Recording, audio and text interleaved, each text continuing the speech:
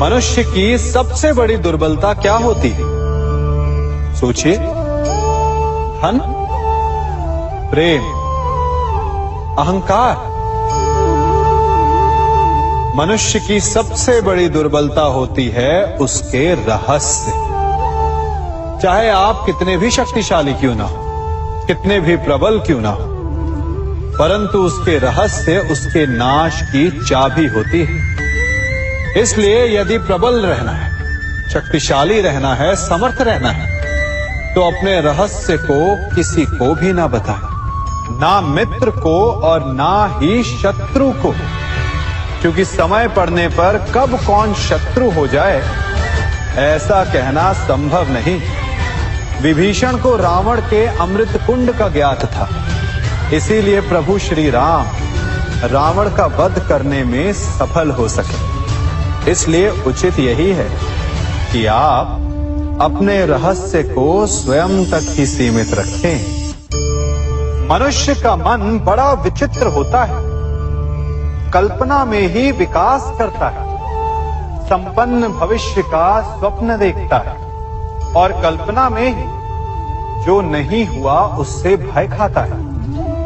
और यही भय मनुष्य का सबसे बड़ा शत्रु है। हमारे भविष्य के मार्ग में, हमारे आनंद के मार्ग में सबसे बड़ी बाधा है। अब आप लोग मुझसे पूछेंगे कि इसका तोड़ क्या है, भय से मुक्ति कैसे पाई जाए? तो ये प्रश्न आप स्वयं से पूछिए। तनिक सोचिए, जब आप एक सुंदर भविष्य की कामना करते हैं तो उसे पाने के लिए आप परिश्रम करते हैं ना? ठीक उसी प्रकार भय से मुक्ति पाने के लिए आप उससे लड़ जाएं और उसका निवारण आपको स्वतः ही मिल जाएगा। इसलिए जब भी भय आपको सताए तो उससे भागे नहीं, उससे घबराए नहीं, क्योंकि भय का काम ही होता है आपको भयभीत करना। इसलिए जब भी भय आप पर आक्रमण करे तो आप भी उस पर पहले ही आक्रमण कर दें। हम सब मित्रों के साथ रहना चाहते हैं, शत्रुओं से दूर रहना चाहते हैं। क्यों? क्योंकि हमें जीवन में आनंद पाना है, जीवन में आगे बढ़ना है, स्वयं को संपन्न देखना है। और यदि किसी से भी आप पूछेंगे कि जीवन में सफलता पाने के लिए सबसे अधिक आवश्यकता किसकी होती है, तो हर एक आपको लगभग एक ही उत्तर देगा। सफलता प्राप्त करने के लिए आपको सच्चे मित्रों की आवश्यकता होती है। परंतु यदि आपको और अधिक सफल होना है तो आपको केवल मित्रों की नहीं, शत्रु की अधिक आवश्यकता है। अब आप कहेंगे, ये मैंने कैसी बात कर दी? तनिक स्वयं सोचिए। जब भी संकट आता है तो मित्र क्या करते हैं? आपकी सहायता करने के लिए आपके साथ खड़े हो जाते हैं और संकट के समय में शत्रु और बड़ा संकट बनकर हमारे समक्ष खड़े हो जाते हैं। मित्र हमें सहायता देते हैं, अपनी शक्ति देते हैं, परंतु शत्रु आपके भीतर छिपी शक्ति को बाहर लाता है, आपको और अधिक बलवान बनाता है। संगति या साथ, मित्र और साथी मनुष्य के व्यक्तित्व के लिए सबसे महत्वपूर्ण होते हैं। अब आप कहेंगे, ये कैसे? मनुष्य अवश्य अपने व्यक्तित्व के लिए उत्तरदायी होता है, परंतु मनुष्य संगति में ना चाहते हुए भी उसका व्यक्तित्व संगत की भांति हो जाता है। इन पात्रों को देख रहे हैं, मध्य में जल रखा है, इसमें दूध है और इसमें मलिन कीचड़ रखा है। यदि मैं इस जल को इस दूध में मिलाता हूं तो ये जल दूध बन जाता है, और यदि इसी जल को इस मलिन कीचड़ में मिलाता हूं तो क्या हुआ? ये जल कीचड़ बन गया। ऐसी कोई युक्ति नहीं कि जल बिना घुले मिले दूध या कीचड़ में अपना अस्तित्व बनाए रखे या उनसे अलग रहे। और ठीक ऐसा ही मनुष्य के जीवन में भी होता है। यदि एक गुणहीन व्यक्ति गुणवानों की संगत में बैठे तो उसे भी गुणवान समझा जाता है, सम्मान का पात्र समझा जाता है। और यदि एक गुणवान व्यक्ति गुणहीनों की संगत में बैठे तो उसे भी तिरस्कार मिलता है। इसलिए अपने जीवन में सदैव संगति सोच समझकर सावधानी से चुनिएगा। कभी खेत में किसी किसान को खेती करते देखा है? वो उसे सींचता है, उसे जोतता है, पशु पक्षियों से खेत की फसल की रक्षा करता है। परंतु एक बात का वो सबसे विशेष ध्यान रखता है कि कहीं खेत में खरपतवार ना उग जाए, क्योंकि एक खरपतवार खेत की सारी फसल को नष्ट कर सकती है।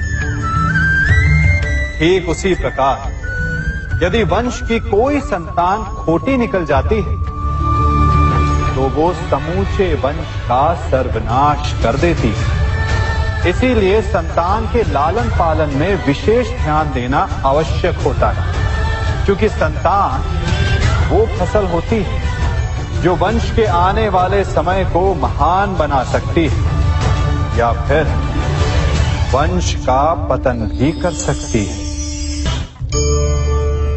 मनुष्य भी बड़ा विचित्र प्राणी है। अपनों से नीचे के स्तर के लोगों को वो हे दृष्टि से देखता है, उनका उपहास उड़ाता है, उनसे बार बार कहता है कि तुम्हारा कुछ नहीं हो सकता, तुम भविष्य में कुछ नहीं कर पाओगे। जब मनुष्य के पास धन संपत्ति मान होता है तो वो दूसरों का आदर नहीं करता, परंतु वो एक बात भूल जाता है कि उससे भी अधिक शक्तिशाली कोई अस्तित्व में है, और वो है समय। काल काल अपना चक्र कब बदलेगा ये कोई नहीं जानता। समय अपनी करवट कब लेगा ये कोई नहीं जानता। कोयला भी समय के साथ साथ हीरे में परिवर्तित हो जाता है। इसलिए जीवन में कभी भी किसी का भी उपहास नहीं उड़ाना चाहिए। बड़ी विकट समस्या है। मुझे स्मरण ही नहीं हो रहा कि इस गुच्छे की कौन सी चाबी इस ताले को खोलेगी। बड़ी देर से प्रयास कर रहा हूं, परंतु ये ताला खुल ही नहीं रहा।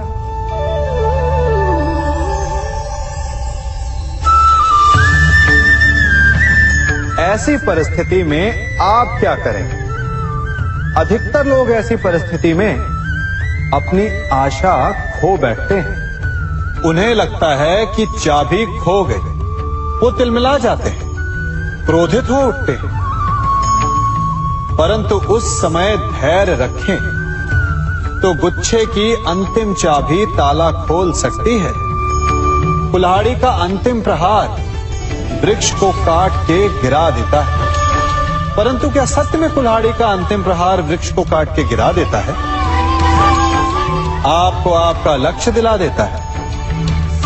नहीं, आपका निरंतर प्रयत्न ही आपको सफलता दिलाता है। जब आपका मन निराश है तो अपने कार्य में दुगनी उत्साह से जुट जाइए, क्योंकि अनावरत बहता जल ही कठोर चट्टान को काट सकता है। सफलता का मूल है परिश्रम, प्रयास और आशा। मनुष्य का जीवन ऋतुओं के समान होता है। आज ग्रीष्म तो कल वर्षा, परसों शीत। तनिक संकट आया तो हम संयम खो बैठते हैं, तनिक ऋतु बदली तो हम अधीर हो जाते हैं। अपने आक्रोश में, अपने क्रोध में हम उनसे ही संबंध बिगाड़ लेते हैं जो हमारे अपने होते हैं। क्यों ऐसा होता है ना? हमें लगता है कि हमारे अपने फिर से मना लेंगे, परंतु स्मरण रखिए सदा ऐसा करना संभव नहीं होता। सागर की उछलती लहरों को तट सहता है और यदि तट ही टूट जाए तो बाढ़ आ जाती है। हमारे संबंध भी दूध की भांति होते हैं। दूध तपकर उबल सकता है, परंतु यदि उसमें खटास आ जाए तो वो फट भी जाते हैं। और फटे दूध को चाहे जितना मत लो, उसमें से माखन नहीं निकलेगा। इसीलिए अपने संबंधों को संभल कर निभाना चाहिए। कभी आप ब्रह्म मुहूर्त में जगे हैं? जगकर देखिए, संध्या होने के पश्चात जब रात्रि का अंधकार सारे संसार को धीरे धीरे अपने अंधकार में निगलने लगता है, तो यही अंधकार ब्रह्म मुहूर्त में भोर होने से ठीक पूर्व तनिक अधिक काला हो जाता है। कुछ समझे? हमारा जीवन भी कुछ ऐसा ही होता है। जब हमारे जीवन की समस्याएं अपने अंत पर होती है, तो यही समस्याएं एक भीषण रूप लेकर हमारे समक्ष प्रस्तुत हो जाती है और ऐसे परिस्थिति में अधिकतर लोग हार मान जाते हैं, भय खा जाते हैं। परंतु यदि आप हार न माने, भय न खाएं, दृढ़ रहें, निरंतर आगे बढ़ते रहें, तो प्रकाश के रूप में हमारा स्वागत करने के लिए सूर्य उदय सदा हमारे समक्ष प्रस्तुत रहेगा। आपने बरगद के वृक्ष को देखा है? जितना विशाल उतना दृढ़। पतझड़ में वो सूख जाते हैं, परंतु दुर्बल नहीं होते, टूटकर गिरते नहीं। और उसके विपरीत दलदल में उपजे वृक्षों को देखिए, वो दिखने में तो बड़े होते हैं, पतझड़ आए या शीत सदा हरे भरे होते हैं, परंतु इतने दुर्बल होते हैं कि जल धारा के हल्के से वेग से वो गिर जाते हैं। परंतु ऐसा क्यों होता है? कारण है जड़ें। जिसकी जड़ें दृढ़ भूमि में है, वो हर चक्रवात, हर ऋतुओं को सह लेता है। और जिसकी जड़ें दलदल में है, वो स्वयं की जड़ों को दुर्बल बना लेता है। कुछ ऐसा ही मनुष्य भी होता है, जो अधर्म, कुकर्म और असत्य की धरा पर उपजा है। वो समय की एक मार भी नहीं सह पाता। और जो मनुष्य सत्य, धर्म की धरा पर उपजा है, वो हर समस्या से अविचलित हो जाता है। अब आप पर निर्भर करता है कि आप क्या बनना चाहते हैं। हमारे जीवन में मित्र और शत्रु बड़ा महत्व रखते हैं। यदि गंभीरता से सोचा जाए तो ऐसा कोई क्षण नहीं जब हम अपने मित्रों के बारे में ना सोचते हो या फिर अपने शत्रुओं के बारे में। हमारा हर कार्य या तो हमारे मित्रों के हित के लिए होता है या फिर हमारे शत्रुओं के अहित के लिए। हम हर स्थान या तो अपने मित्रों के साथ होते हैं या फिर अपने शत्रुओं के साथ। कोई नहीं चाहता कि उनका शत्रु प्रसन्न रहे। हर कोई अपने शत्रु को नष्ट कर देना चाहता है और ऐसा करने के लिए वो हर संभव प्रयास करता है। उसे आर्थिक, मानसिक और शारीरिक हानि पहुंचाने का प्रयास करता है। परंतु यदि मैं आज आपको ऐसा मंत्र सिखाऊं जिससे आप अपने शत्रु को सदा के लिए नष्ट कर दे तो, और वो मंत्र है मित्र बनाना। अपने सभी शत्रुओं को अपना मित्र बना लीजिए और आपके सारे शत्रु स्वतः ही समाप्त हो जाएंगे। मैं क्या कर रहा हूं? मैं दिए प्रज्वलित कर रहा हूं ताकि अंधकार को मिटा सकूं। अब आप कहेंगे कि इसमें कौन सी बड़ी बात है ना? परंतु इसमें महत्वपूर्ण बात समझने के लिए यह है कि मैं क्या नहीं कर रहा हूं, और मैं अंधकार नहीं कर रहा हूं। क्योंकि अंधकार को मिटाने के लिए प्रकाश का अस्त्र तो उठाना ही पड़ता है। बुराई को बुराई से नहीं, अच्छाई से जीता जाता है। अन्याय को अन्याय से नहीं, न्याय से लड़ा जाता है। क्रोध को क्रोध से नहीं, क्षमा का साथ लेना होता है। ठीक उसी प्रकार एक लोहा लोहे को काटता है, परंतु एक ठंडा लोहा ही गर्म लोहे को काट सकता है। इसलिए यदि आपको अपने जीवन में विजयी होना है तो अपने शस्त्रों को, अपने अस्त्रों को सोच समझ कर उठाइए, क्योंकि एक अनुचित सोच परिणाम पर भारी प्रभाव डाल सकती है। आप सब सोच रहे होंगे कि ये क्या मैं करने लगा। मैं इस पौधे को जड़ से उखाड़ रहा हूं। आश्चर्य हो रहा है ना कि एक पौधे को उखाड़ना या काटना ना केवल एक अपराध है अपितु पाप भी है। तो फिर मुझे ऐसा करने की क्या आवश्यकता पड़ गई? क्योंकि कई बार विनाश ही सृजन तक पहुंचाता है। यदि नया भवन बनाना हो तो पुराने भवन को गिराना पड़ता है। व्यवस्था को परिवर्तित करने के लिए क्रांति लानी पड़ती है। और उसी प्रकार यदि किसी वृक्ष या किसी पौधे की जड़ों में घुन लग जाए या उसका मूल सड़ जाए तो उसे जड़ से उखाड़ देना ही श्रेयस्कर होता है, ताकि उस स्थल पर नए पौधे उपज सके। युद्ध करना पर्याय नहीं, परंतु कभी कभी शांति के लिए युद्ध करना आवश्यक हो जाता है। संसार में सबसे श्रेष्ठ क्या है? फूल या कांटे, प्रेम या घृणा, संपन्नता या दरिद्रता, मित्र या शत्रु? बताइए। अब आप भी कहेंगे कि भला ये कोई पूछने की बात हुई? अवश्य, फूल, प्रेम, संपन्नता और मित्र ही श्रेष्ठ है। परंतु क्या आपने अपने जीवन में कभी सोचा है कि हर एक भाव, हर एक वस्तु, हर एक घटना का एक गुण धर्म होता है? त्वचा पर जलन करने वाले फूलों से अधिक श्रेष्ठ वो कांटे हैं जिनसे आप अपने घर की बाढ़ बनाते हैं ताकि वन्य पशु आपके भीतर ना आ सके। वो प्रेम श्रेष्ठ नहीं जो आपको अंधा, लोभी, पक्षपाती बनाता। वो घृणा श्रेष्ठ है जो आपको नया मार्ग दिखाते। वो संपन्नता श्रेष्ठ नहीं जो आपको कृपण बनाते, मतदान बनाते। वो दरिद्रता श्रेष्ठ है जो आपको जीवन में परिश्रम करने की शिक्षा दे। कुविचार देने वाले, बुरा मार्ग दिखाने वाले मित्रों से अधिक श्रेष्ठ वो शत्रु होते हैं जो हमें जीवन का लक्ष्य दे दे।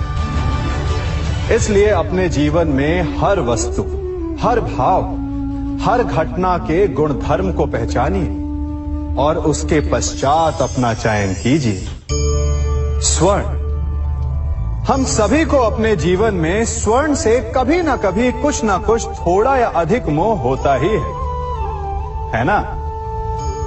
परंतु क्या आपने कभी सोचा कि स्वर्ण को प्राप्त कैसे किया जाता है?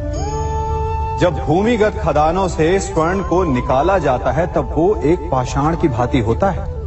ऐसा पाषाण जिससे आप किसी को भी मार सकते हैं, परंतु उसे आभूषण के रूप में स्वयं के शरीर पर धारण नहीं कर सकते। यदि उसे आभूषण बनाना है तो उसे लंबी यात्राएं करनी होती है। उस पाषाण को पिघलना होता है। सुनार के हथौड़ी की अनेकों चोटें खानी पड़ती है, फिर काट छाट और उसके पश्चात जाकर वो ऐसा आभूषण बनता है जो हमें वर्षों तक, सदियों तक लुभाता रहता है। इसलिए यदि आपको समय पर विजय पानी है तो स्वयं के निर्माण पर समय देना होगा। हम सभी सुनते आए कि जो वीर होता है, साहसी होता है, शौर्यवान होता है, उसके समक्ष सारा संसार झुकता है। वीर भोग्य वसुंधर। परंतु वीरता है क्या? शौर्य क्या है? साहस क्या है? साहस युद्ध नहीं, वीरता विजय नहीं, शौर्य कभी ना गिरना नहीं। साहस किसी चुनौती के समक्ष खड़े होने का भाव है, तो वीरता उस चुनौती को उत्तर देने के लिए पूर्ण परिश्रम लगा देना है। और शौर्य का अर्थ है गिरकर फिर से उठने का साहस रखना, बार बार प्रहार करके वीरता दिखाना, निरंतर प्रयास करते रहना, निरंतर परिश्रम करते रहना। इसलिए विजयी होने से अधिक महत्वपूर्ण है शौर्यवान होना। हम अपने संबंधों के साथ जीते हैं, उत्सव मनाते हैं, खेलते हैं, खाते हैं, आनंद मनाते हैं। किंतु जब कोई प्रिय हमसे दूर चला जाता है, इस संसार से चला जाता है, तब हम दुर्बल हो जाते हैं, सदा दुखी रहते हैं। क्या ये होना चाहिए? इस प्रकृति को देखिए, वृक्ष पत्तों के झड़ने से शोक नहीं मनाता, वो नए पत्तों के आने का स्वागत करता है। कल आप भी किसी के स्थान पे आए थे और कल आपके स्थान पे भी कोई और अवश्य आए, क्योंकि ये परिवर्तन है, ये इस प्रकृति का नियम है। इसमें शोक कैसे? जो छूटा उसका शोक मनाने के स्थान पर जो मिलेगा या जो आपके पास है उसका आनंद उठाइए। राधे राधे। अत्यंत कठोर स्वामी। आपने कई लोगों को यह कहते हुए सुना होगा, मेरे पास इतना समय नहीं है, इस कार्य में जो है अत्यधिक समय लग जाएगा, इसके विषय में सोचने के लिए मुझे समय ही चाहिए। अच्छा, मैं आपको एक बात बता देता हूं, यदि आपने ये निश्चित करने में समय लगा दिया कि आपको क्या करना है, तो समय ये अवश्य निश्चित कर लेगा कि आपके साथ क्या करना है, क्योंकि ये समय अत्यंत कठोर होता है। जब तक आपके साथ है, इसका आदर करना सीखें, इसका सम्मान करना सीखें, इसका सदुपयोग करना सीखें। यदि ऐसा नहीं हुआ तो इस समय को, स्वयं को और आपको बदलने में अधिक समय नहीं लगेगा। तो चलिए, अब समय आ गया है प्रेम से कहने का, राधे राधे।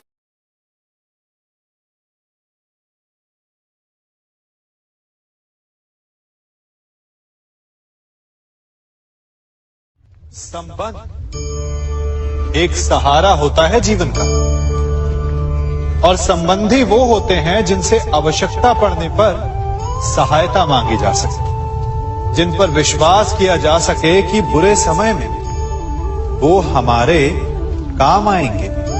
कभी ऐसा भी हुआ होगा कि आपके पास कोई सहायता मांगने आया, या ऐसा भी हो सकता है कि आप किसी के पास सहायता मांगने गए हों। परंतु प्रश्न ये उठता है कि क्या केवल किसी के मंतव्य में उसकी सहायता इसीलिए कर देनी चाहिए क्योंकि वो आपका संबंधी है? अब आप कहेंगे कि ये कैसा प्रश्न हुआ? तनिक सोचिए, एक अस्त्र बनाने वाला जब अस्त्र बनाता है तो ये अस्त्र किसको देना है उसका अधिकार उसी के पास होता है। वो चाहे तो ये अस्त्र किसी को भी दे सकता है, वो एक सैनिक को भी दे सकता है या एक डाकू को भी, और यही अस्त्र दो भिन्न कार्य कर सकती है। यदि डाकू के हाथों में आ गई तो उसका भय दिखाकर वो लोगों को लूटेगा, निरपराधों का रक्त बहाएगा। सहायता करने वाले की भी अवस्था ऐसी ही होती है। इसलिए किसी की सहायता करने से पूर्व ये विचार कर लेना आवश्यक है कि किसे क्या, कब और कितनी सहायता देनी चाहिए कि उसका दुरुपयोग ना हो। यदि आपकी सहायता से कोई अधर्म हुआ तो उसके उत्तरदायी आप ही होंगे। जीवन में कई बार ऐसे अवसर आते हैं कि आप लोगों से मिलने जाते हैं और उनसे कुछ आकांक्षाएं भी रखते हैं, और कई बार जीवन में ऐसे अवसर भी आते हैं कि लोग आपसे मिलने आते हैं। इसलिए अतिथियों का सम्मान करने से पूर्व सदा कुछ बातों को स्मरण रखना आवश्यक होता है। यदि कोई आपके पास मिलने आता है तो उसके 3 कारण हो सकते हैं। पहला कारण होता है भाव, दूसरा अभाव और तीसरा प्रभाव। तो जैसा अतिथि उसको वैसा ही सम्मान दे। यदि आपके पास कोई भाव से आए तो उसे केवल आपका प्रेम चाहिए, आपका सानिध्य चाहिए, और यदि कोई अभाव में आया तो उसकी उतनी सहायता अवश्य करें जितना आप करने में सक्षम हो, परंतु इतनी अधिक भी ना करें कि वो उस सहायता का दुरुपयोग कर बैठे। और यदि कोई प्रभाव में आया तो स्वयं पर अभिमान ना करें, क्योंकि कभी ना कभी जीवन में आप भी भाव, अभाव और प्रभाव के चक्रव्यूह में फंस सकते हैं।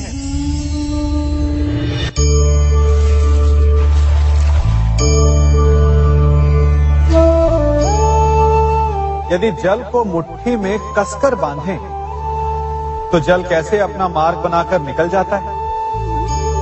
इसी धारा की भांति यही अवस्था हमारे अपनों के साथ भी होती है।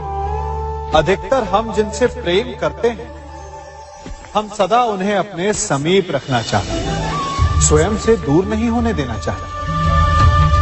चिंता करते हैं, भय खाते हैं कि कहीं उनके साथ या उनसे कुछ बुरा घटित ना हो जाए, और ऐसे में हमारे अपने ही हमसे दूर हो जाते हैं, ठीक मुट्ठी में बंधे जल की भांति।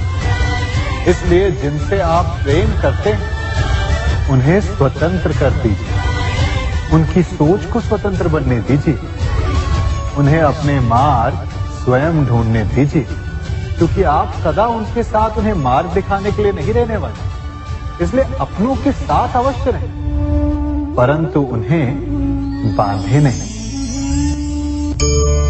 जन्म के पश्चात बालक जब पहली बार अपने नेत्र खोलता है तो उसका मन उत्सुकता से भरा होता है कि ये संसार क्या है, उसे क्या दिख रहा है। ये उसके जीवन का नया आरंभ होता है। परंतु जैसे हम धीरे धीरे बड़े होने लगते हैं, अनुभव अर्जित करते हैं, हमारे मन की उत्सुकता, हमारे जीवन का चाव होने लगता है।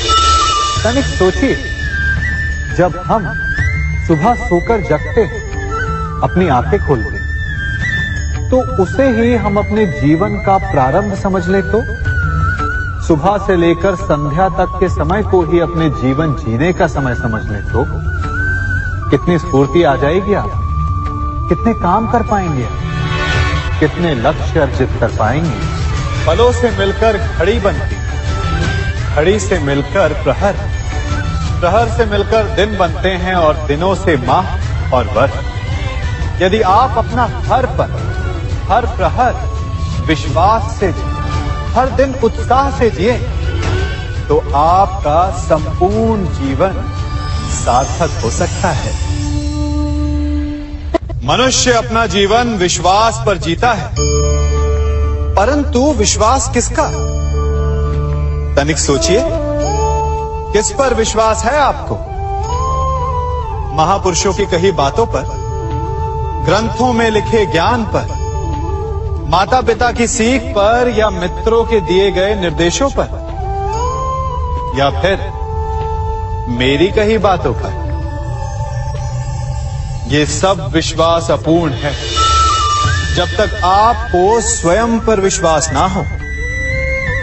यदि विश्वास करना है तो पहले अविश्वास करने के विज्ञान को भी सीखना चाहिए। आप किसी की बातों पर विश्वास न करें, आप अपने मन से पूछें, अपनी अंतर आत्मा से प्रश्न करें और जो उत्तर मिलेगा वही सबसे उचित होगा। जब आप अपने मन, अपनी अंतरात्मा पर विश्वास करना सीख जाएंगे तो नीति ज्ञान सब आपके भीतर से स्वतः उमड़ेगा। और यदि आप स्वयं पर ही विश्वास ना कर पाए तो धर्म ग्रंथों में लिखे श्लोक, महापुरुषों की वाणी, माता पिता की सीख या मित्रों का निर्देश कोई भी लाभ नहीं दे पाएगा। एक पिता होने के नाते आप अपनी संतान के लिए क्या करते हैं? उसके लिए बहुत सारी सुविधाएं जुटाते, बहुत सारा धन कमाते है ना? और क्या आपको ऐसा लगता है कि यही उचित है आपकी संतान के लिए? इस पंछी को देख रहे हैं, ये भी संतान को जन्म देता है, उन्हें पालता है, पोसता है, उड़ना सिखाता है और भोजन का प्रबंध भी करना सिखाता है। परंतु उनके बड़े हो जाने के बाद उनके लिए अलग से घोंसला नहीं बनाता। क्यों? क्योंकि यदि इसने संतान को सब कुछ करके दे दिया तो संतान क्या करेगी? वो अपनी संतान को तब तक भोजन कराता है जब तक उसकी संतान स्वयं भोजन का प्रबंध करने में सक्षम नहीं हो जाती। और उसका लाभ ये मिलता है कि उसी की भांति उसकी संतान आत्मनिर्भर बनती है। इसलिए अपनी संतान को उतनी ही सुविधाएं दें जितनी आवश्यक है। मोह को त्यागें। आपका उनसे मोह उन्हें कभी आत्मनिर्भर नहीं बनने देगा। अपनी संतान को कर्म करना सिखाइए। यदि आपकी संतान कर्म करना सीख गई तो वो धन स्वयं कमा लेगी। और यदि वो आलसी, अकर्मण्य बन बैठे तो आपके संचित धन का भी नाश कर देगी। संसार में सबसे बड़ा संबंध कौन सा है? अब आप पूछेंगे कि ये कैसा प्रश्न हुआ? इसका उत्तर तो बड़ा सरल है, यही ना? परंतु इस प्रश्न के भी कई उत्तर हैं। कोई कहेगा माता और पुत्र का संबंध, तो कोई कहेगा पिता पुत्री का संबंध, तो कोई पति पत्नी का, और तो कोई भक्त और भगवान का संबंध। परंतु तनिक गहराई से देखेंगे तो पाएंगे कि ये सारे संबंध या तो जन्म से जुड़े होते हैं, या समाज में बना दिए जाते हैं, या फिर किसी आकांक्षा के चलते बनते हैं। तो सबसे बड़ा संबंध कौन सा होता है? उलझ गए ना? सबसे बड़ा संबंध होता है मित्रता का, क्योंकि मित्र हम स्वयं चुनते हैं, जिसमें ना कोई आकांक्षा होती है, ना ही कोई स्वार्थ छिपा होता है। यदि कुछ होता है तो केवल साथ का आनंद। अपने बीते दिनों को स्मरण कीजिए। जब आप घर से बाहर निकलते होंगे तो सबसे पहले किसका स्मरण होता था? मित्र का। परंतु जैसे जैसे मनुष्य बड़ा होता जाता है, सफल होता जाता है, मित्र छूटते जाते हैं और फिर वो अपनी आय, अपने जीवन के स्तर के अनुसार मित्रता करने लगता है। उसके मन में ये विचार आ जाता है कि मित्रता बराबरी वालों से ही होनी चाहिए। यही सोच अनुचित है, क्योंकि मित्रता बराबर वालों से नहीं होती, मित्रता हमें बराबर करती है। इसलिए नए मित्र अवश्य बनाइए, परंतु अपने पुराने मित्रों को भूलिएगा मत।